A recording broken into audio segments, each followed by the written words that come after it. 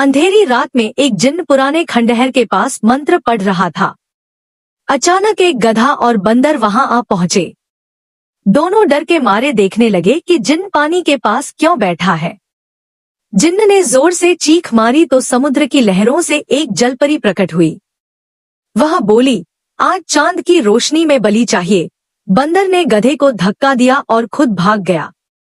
जिन्न आगे बढ़ा, मगर अचानक जलपरी ने कहा, नहीं, यह समय तेरे लिए है, और पलक झपकते ही जिन्न खुद लहरों में खिंचकर गायब हो गया।